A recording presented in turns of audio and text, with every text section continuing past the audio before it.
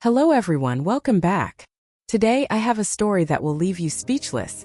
A story about love, betrayal, and the most unexpected revenge you can imagine. Have you ever given someone everything, your trust, your kindness, even a home, only to watch them throw it all away out of greed and entitlement? What would you do if the family you welcomed with open arms treated your daughter like a maid in her own house? Well, in today's story you'll meet Amanda Dawson, a mother who thought she was giving her daughter a fairy tale beginning, only to realize she had handed her over to a family of vipers. But what they didn't know was, Amanda wasn't a woman you could walk over. And her daughter? She wasn't anyone's stepping stone. So grab your coffee, sit back, because what started as a wedding gift turned into a public showdown. And one sentence from Amanda would make them pack their bags and leave for good. Let me tell you how it all began. Amanda Dawson had always believed that when you give someone a gift, it should come from the heart, without strings, without expectations. That's why when her daughter Natalie announced she was getting married, Amanda didn't hesitate. She and her husband Thomas spent months renovating a beautiful villa in the Boston suburbs. It wasn't just any house. It was a dream home, a place where Natalie could build her future, a place filled with warmth, love, and everything Amanda had ever wanted for her only child. Every corner of that villa had Amanda's personal touch. From the hand-picked marble countertops to the custom oak floors, she had poured not just money, but her heart into that home. It was meant to be a fresh start for Natalie, a foundation where she and her future husband could grow together, safe and happy. But as Amanda stood in the newly finished living room, the sunlight streaming through the tall windows, she couldn't shake the small knot in her stomach. That knot had a name: Curtis Miller. Curtis wasn't a terrible man. He wasn't cruel or rude or reckless. No, he was polite, quiet, reserved, the kind of man who knew how to say all the right things at the right time. But beneath the surface, Amanda had always sensed something missing. Maybe it was how he never offered to pay for dinner. Maybe it was the way he talked about saving money but never spoke of ambition. Or maybe it was how, in the year they'd known him, Amanda and Thomas had never once heard Curtis mention any real plans for the future. He had no house, no car, no stable career. And yet, Natalie, sweet, determined, stubborn Natalie, was in love with him. The kind of love that makes you blind to red flags, deaf to warnings. Every time Amanda voiced her concerns, Natalie brushed them away with a smile. "Mom, I know him. He's a good man. He just needs someone to believe in him." And Amanda, like any mother, wanted to believe in her daughter's happiness. So despite the quiet doubts that lingered, despite Thomas's furrowed brows every time Curtis's name came up, they gave in. They let their guard down. And they handed their daughter not just a house, but their trust. They had no idea what that trust would cost them, because what Amanda didn't realize then, standing in that perfect empty villa, was that her generous gift wasn't being accepted with love. It was being seen as an opportunity, not by her daughter, but by the people waiting behind Curtis. People who had no intention of celebrating this marriage, but every intention of taking everything they could from it. Curtis's family. You see, Curtis wasn't just bringing himself into Natalie's life. He was bringing his entire family. His loud, entitled, shameless family who had no money, no manners, and no understanding of boundaries. A family who looked at Amanda's hard-earned success not with respect, but with hungry eyes. And before the wedding even took place, they would show Amanda exactly who they were. That villa, the one Amanda and Thomas spent years saving for, months renovating, that beautiful home meant to symbolize love and new beginnings, would soon become the battlefield for something Amanda never expected. Because sometimes the worst betrayal doesn't come from strangers. It comes from the people you welcomed into your home. And this was only the beginning. Amanda Dawson had always believed that the days leading up to a wedding should be filled with joy, laughter, and last-minute details, flowers, seating charts, rehearsal dinners. But nothing could have prepared her for what walked through the front door of her daughter's villa one ordinary afternoon. It wasn't an invitation. It wasn't a scheduled visit. It wasn't even a polite phone call to ask permission. No, it was an invasion. Before the wedding even happened, before Natalie could slip the ring on her finger, Curtis's entire family showed up at the doorstep, bags in hand, smiles on their faces like they owned the place. His parents, his brother, his sister-in-law, They strolled in like they were arriving at a resort they had booked for a long free vacation. Amanda's mouth had barely opened to greet them when Mrs. Miller's shrill voice pierced the air. "My God, is this neighborhood a prison?" she scoffed, eyeing the closed gates and manicured lawns like they offended her. "Every house has its doors shut. How am I supposed to visit the neighbors if they all live like hermits?" Without waiting for an answer, she marched past Amanda, waving her hand dismissively at the security gate. "And that front gate, what is this? A bank vault? Tear that thing down, Curtis. We're not living in a fortress." Amanda's stomach twisted. She exchanged a glance with her husband Thomas, both of them too stunned to react. But it didn't stop there. Mrs. Miller's sharp eyes scanned every corner of the villa like she was inspecting an auction house. She wrinkled her nose at the furniture, clicked her tongue at the artwork, and then, as if she hadn't insulted them enough, she dropped the bomb. "We'll take the master bedroom," she announced casually, kicking off her shoes and heading straight down the hallway without a second glance. Amanda's jaw nearly dropped. The master bedroom, the one she had designed personally, down to the imported sheets and handcrafted nightstands, was meant for Natalie and her husband, not for a woman who had brought nothing but entitlement into their lives. But it got worse. When Amanda and Thomas followed, they found Mrs. Miller sprawled across the bed, shoes still on, smearing dirt across the crisp white linen. Mr. Miller was by the window, cigarette in hand, puffing smoke into the brand-new curtains as if this were some rundown motel on the highway. Amanda could barely speak. The audacity was suffocating. Mr. Miller glanced over his shoulder and grinned like he had just won a prize. "This room's perfect. We'll take it." No hesitation. No apology. No awareness that they were guests in a house they didn't own. Then came the real punch to the gut. Curtis's brother strolled through the hallway, eyeing the guest rooms like he was shopping for real estate. "This one's good for us," he said casually to his wife. "Plenty of space for Luca when he starts school." Curtis's parents nodded in agreement. "Travis should move in too," Mr. Miller said. "No point in wasting all this space. And when Natalie has kids, she can come back and stay here too." Amanda stood frozen, her heart pounding in her chest. She couldn't believe what she was hearing. This wasn't a family visit. This wasn't love. This was a hostile takeover. Thomas reached for her hand, giving her a quiet signal. "Wait. Let Natalie see them for who they truly were. Let her find her voice." But Amanda knew right then and there that her kindness had been mistaken for weakness. That beautiful villa she built for her daughter had become a battlefield. And the people standing in it weren't guests. They were invaders. And this was far from over. Natalie had always been the peacemaker. The kind of person who tried to smooth things over, to see the good in everyone, even when they didn't deserve it. So when Curtis's family barged into her new home, acting like they owned the place, she did what she always did. She tried to be polite. Instead of confronting them, she smiled stiffly and suggested they check out the community center down the road. "There are game nights, social events. You can meet the neighbors," she offered, her voice light, hopeful.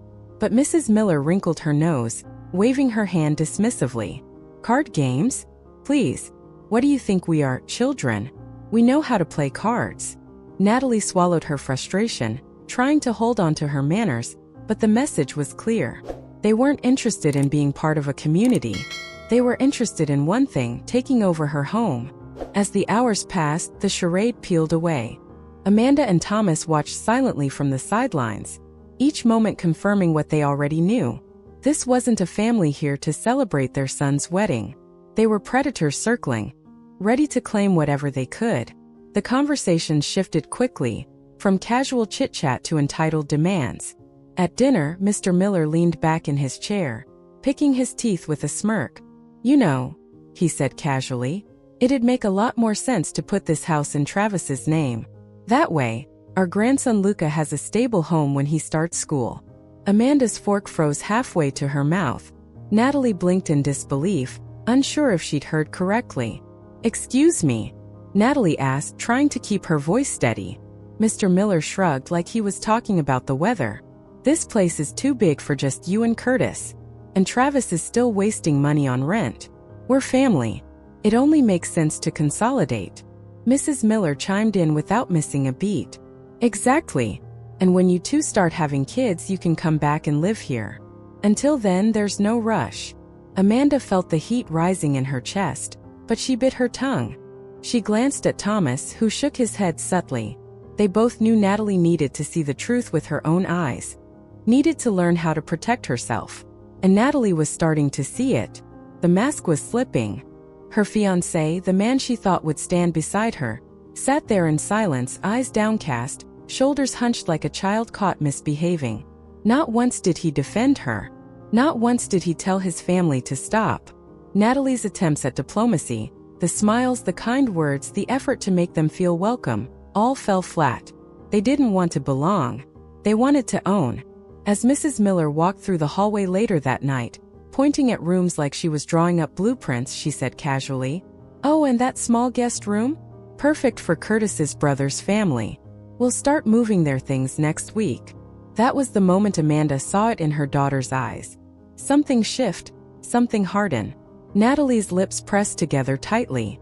She stood in the middle of her own home, treated like a guest, like an afterthought in the place her parents had given her. And Amanda knew this was the beginning of her daughter's wake-up call. She could see Natalie's composure cracking, the gears turning in her head. The realization was settling in, heavy and cold. This wasn't love.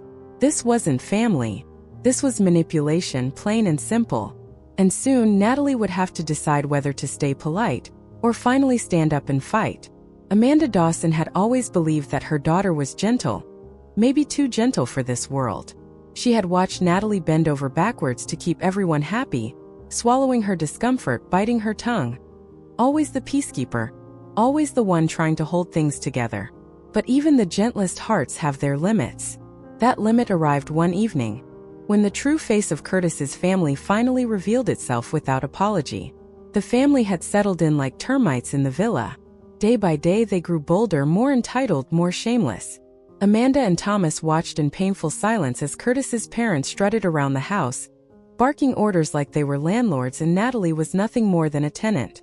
But it wasn't until that one conversation in the kitchen that everything shifted.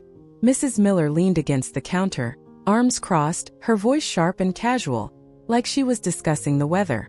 "Now that you're about to be part of this family," she said, her eyes narrowing at Natalie, "it's only fair that you take care of us. Cooking, cleaning, keeping the house in order. That's a daughter-in-law's duty."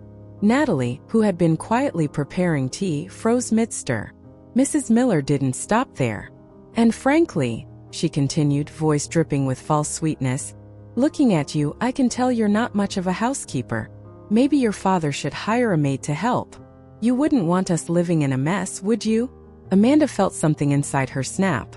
She glanced at Thomas, who looked just as tense, waiting to see if their daughter would finally push back. Natalie set the spoon down slowly, deliberately, as if weighing every breath. Then she straightened her back, turned to face them, and for the first time that evening, her voice dropped cold and steady. "This house," Natalie said clearly, her gaze locking onto Mrs. Miller, "was a gift from my parents. It is not a boarding house for your entire family." The words hung in the air like a slap. Silence fell over the room, thick and suffocating. Mrs. Miller blinked, her mouth twitching, clearly not expecting that line to come from the girl she thought was weak, naive, easily manipulated. Mr. Miller, cigarette halfway to his mouth, paused. Curtis, who had been hovering uselessly in the doorway, glanced up in shock, his mouth slightly open like he couldn't believe what he had just heard. Amanda's heart raced in her chest, but it wasn't from fear. It was from pride. For the first time, Natalie was drawing a line in the sand. No smiles. No compromises. No more pretending. Mrs. Miller recovered quickly, scoffing as if Natalie's words were nothing more than childish rebellion. "Oh, sweetie," she sneered. "You'll learn your place soon enough. Family shares everything. You can't just kick us out. We're here to support you." But Natalie didn't flinch. She stood tall, her chin lifted, her voice sharper now. "Support," she repeated. "You're not here to support anyone. You're here because you think you can take whatever you want without asking." Amanda could see it, the change in her daughter's eyes. A spark that hadn't been there before. A recognition of the truth. Curtis stepped forward awkwardly, trying to salvage the moment. "Natalie, don't talk to my parents like that. You're being unreasonable." But Natalie didn't even glance at him. Her gaze stayed locked on Mrs. Miller, unblinking. "You can't expect to treat me like a maid in my own home," she said quietly but firmly. "Not anymore." That sentence cracked the room open like an earthquake. Amanda knew it was just the beginning. But finally, her daughter had stood up, and there would be no going back. The room was thick with tension after Natalie's words, like the calm before a violent storm. Amanda stood frozen, her eyes on her daughter, wondering how Curtis would react. Surely now he would step in and defend Natalie, the woman he claimed to love. Surely he would finally tell his parents to stop, to respect the boundaries Natalie had drawn. But that moment never came. Instead, Curtis cleared his throat awkwardly and took a step forward, not toward Natalie but toward his parents. "Nat," he said quietly, voice tight, "you shouldn't talk to my parents like that. They're just looking out for us." Amanda's heart dropped. Natalie's eyes flickered, stunned, as if she'd been slapped without warning. "You need to apologize," Curtis continued, his gaze now hardening. "They're your family now. You can't disrespect them like this." Mrs. Miller wasted no time jumping in. She let out a bitter, triumphant laugh. "See," she sneered. "Even Curtis knows how rude you're being. We raised him right, with discipline and family values. But you..." She looked Natalie up and down, her voice dripping with contempt. "You're spoiled. Entitled. You've never known what it's like to live without luxury. That's why you think you're too good for us," Mr. Miller added, shaking his head with mock disappointment. "You should be grateful, young lady. Marrying into our family is the best thing that ever happened to you. But here you are, acting like a queen in a castle, looking down on good, hard-working people." Natalie's lips parted, but no words came out. Amanda could see it, the confusion, the shock, the slow unraveling happening inside her daughter. For so long, Natalie had bent over backward to keep the peace, to make this family like her, to prove she wasn't some arrogant, rich girl. And now they were using every ounce of that effort against her. Curtis's voice rose again, pleading but sharp at the edges. "Natalie, please. Just apologize. Stop making this harder than it has to be." That's when Amanda saw it, the final crack, the breaking point. The illusion that Natalie had clung to for so long, the idea that Curtis was a good man, that this family could someday love her, respect her, shattered right there in front of them. Natalie took a slow, deep breath. When she finally spoke, her voice was cold, clear, and terrifyingly calm. "You want me to apologize?" she asked, looking directly at Curtis now, her gaze like ice. "You want me to apologize to the people who walked into my home and treated me like a maid? Who planned to give away rooms in my house like it was theirs? Who looked me in the eye and said I wasn't good enough?" Curtis's shoulders tense. But he said nothing. "You've been standing there," she continued, her voice steady but sharp, "watching them humiliate me, insult me, and you've said nothing except to ask me to apologize." Mrs. Miller scoffed. "There it is. She thinks she's better than us." Natalie didn't even look at her. She kept her eyes on Curtis, her lips tightening. "I see it now," she whispered. "You were never going to stand up for me. You were never going to protect me, because you don't see me as your partner. You see me as your parents' convenience." Amanda felt something heavy settle in her chest, but also something else, relief. Because Natalie was finally seeing the truth. Curtis opened his mouth as if to argue, but Natalie cut him off. "Don't," she said quietly. "Don't say another word." The room fell silent again, but it wasn't the same silence as before. This time it was final. Because Natalie had stopped hoping for Curtis to change. She had finally seen him and his family for who they truly were. "Before we continue, I want to hear from you. What would you do if you were in Amanda's or Natalie's shoes? If the person you loved stood there silent while their family insulted you, claimed your home, and treated you like a servant, how would you react? Would you walk away? Would you fight back? Or would you still try to save the relationship?" Drop your thoughts in the comments below. I'm really curious to know how you would handle a situation like this.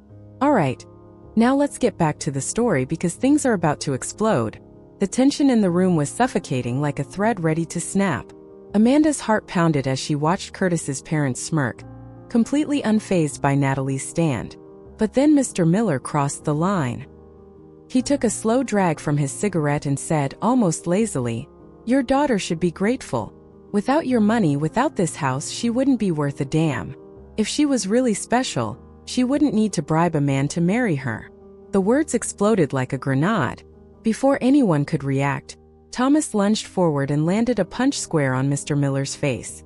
The crack of impact echoed through the house as Mr. Miller stumbled back, clutching his cheek. "You step into my house and insult my daughter?" Thomas growled, shaking with fury. Mrs. Miller shrieked, "You're insane. That's assault." But Amanda's voice cut through the chaos like steel. "Enough. You've disrespected us from the start. You brought nothing to this marriage but demands. And now you dare make her feel small." She turned to Curtis, who stood frozen. "And you, what have you ever brought, besides your silence while your family humiliated her?" Curtis said nothing. Mr. Miller spat blood on the floor. "You think you're better because you have money?" Amanda stepped forward, her voice razor sharp. "No, we're better because we built something ourselves, not by leeching off others." The room crackled with tension. And then Natalie spoke, calm, clear, unshakable. "We're done." Her voice ended everything. She looked at Curtis and said, "This house, this life, it's not yours. And neither am I." Curtis blinked, stunned, but Natalie didn't stop. "Take your parents and leave. There will be no wedding." For a heartbeat, everything froze. Then, like cornered animals, the Millers erupted. "You ungrateful brat!" Mrs. Miller shrieked. "You'll regret this. My son could have any woman he wants." Mr. Miller muttered curses as he stormed toward the door, nursing his bruised cheek. Curtis stood pale and useless, his shoulders slumped, but when he tried to speak, Natalie shut him down. "Don't," she said simply. "You've said enough." The Millers stomped toward the front steps, their insults trailing behind them. But fate wasn't done. As they stormed down the stairs, one of them slipped, and like dominoes, they tumbled forward in a heap of arms and legs, crashing onto the pavement for the entire neighborhood to see. Amanda and Thomas stood silently at the doorway, watching as the family scrambled to their feet, bruised and humiliated. And inside, Amanda felt a cold, quiet satisfaction. The people who had strutted into her home like kings were now leaving like fools. The door slammed shut behind them, and for a long moment the house was quiet. Natalie stood in the middle of the room, her shoulders trembling, not from sadness but from release. Amanda stepped toward her, gently placing a hand on her daughter's back. "It's over," Amanda whispered. But she was wrong. Because what Amanda didn't know, what none of them knew that night, was that Curtis and his family weren't done. Not yet. The Millers hadn't just left the house. They were about to drag this fight into the public eye. And Amanda and Natalie's nightmare was only just beginning. Amanda thought the nightmare had ended when Curtis and his family tumbled down those front stairs and disappeared from their lives. She thought the door was closed, locked, sealed forever. But what she didn't expect was how low Curtis would sink after being rejected. It started with an email. Late one evening, Natalie walked into the living room, her phone in her hand, her face pale with disbelief. "Mom," she said quietly, handing Amanda the screen. "You need to see this." Amanda took the phone and read the subject line. Reimbursement request, $2,897.36. Her brow furrowed. She scrolled down and felt her stomach twist. Attached to the email was a spreadsheet, neatly organized, itemized, color-coded, listing every single dollar Curtis had ever spent on Natalie. Every coffee, every dinner, every movie ticket, a bouquet of flowers on Valentine's Day, $20. An Uber ride last weekend, $14. Split dinner bill, $43. All the way down to the last penny. Amanda could hardly believe it. Her daughter, who had paid for almost everything during their relationship, was now being billed like an unpaid client. At the bottom of the spreadsheet, in bold, cold letters, Curtis had written, "Total, $2,897.36. Please transfer promptly. I'd hate to show up at your workplace to settle this in person." Amanda's blood boiled. And true to his word, the very next day, he did exactly that. Amanda received a frantic call from one of Natalie's co-workers. "You need to come now. There's a scene in the lobby." When Amanda arrived at her daughter's office building, the spectacle had already begun. There, in front of the entire staff, stood Curtis, Hunched, pale, but beside him, his parents were shouting, waving papers in the air like protesters at a rally. Mrs. Miller's shrill voice echoed off the walls. "This woman dated our son, took advantage of his generosity, and now refuses to pay him back. She owes him money." The employees gathered around, whispering, some shocked, others amused. Amanda could hear the murmurs ripple through the crowd. "Is that true? She's from a rich family, isn't she? Why would she owe him money?" Amanda didn't hesitate. She walked straight to the center of the lobby, her calm presence slicing through the noise. "All right," she said coolly. "Let's settle this." Without blinking, she reached into her handbag, pulled out her checkbook, and wrote a check for $3,000. She held it up for everyone to see. "There. Every penny you claim she owes you, and then some." The crowd gasped. Mrs. Miller lunged forward, snatching the check like a starving wolf. But Amanda wasn't finished. "Since we're making this public," she continued sharply, "let's talk about what you owe Natalie." She turned to the onlookers. "For Curtis's birthday, my daughter bought him a $1,200 phone.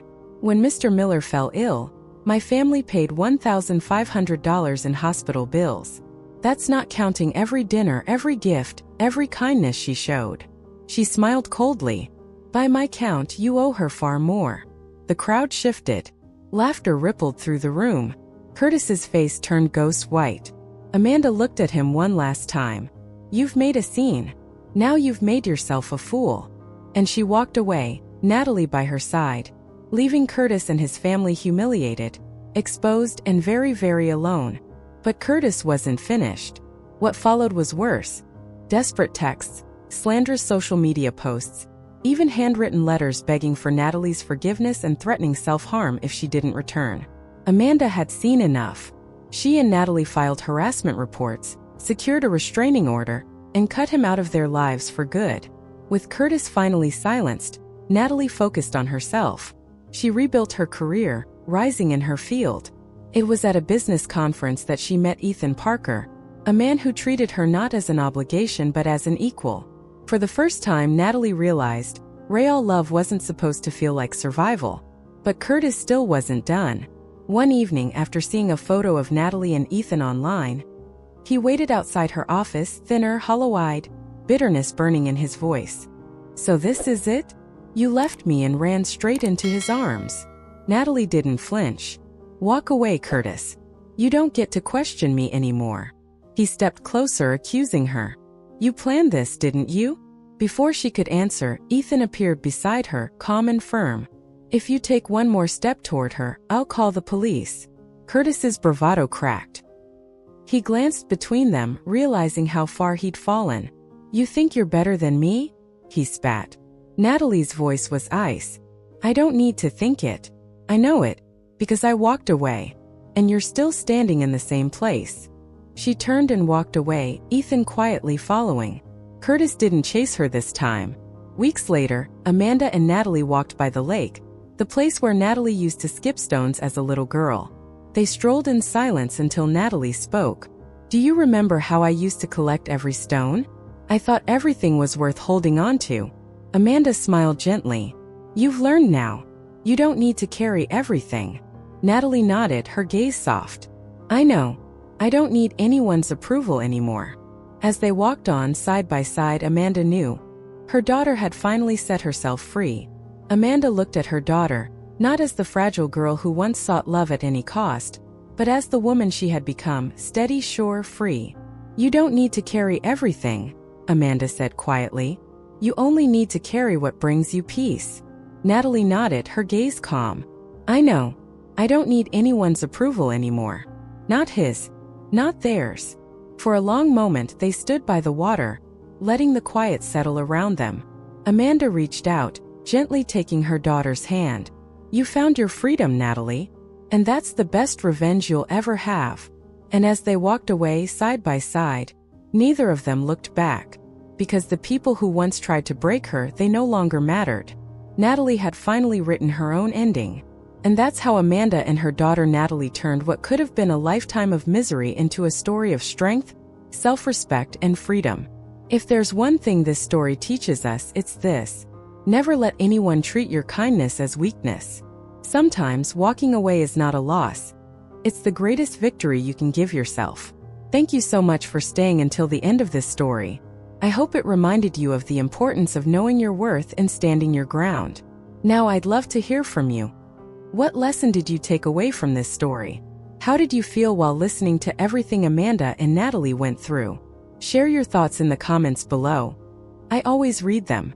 And don't forget to like, share, and subscribe to the channel so you never miss the next powerful story we have for you. Until next time, stay strong and take care.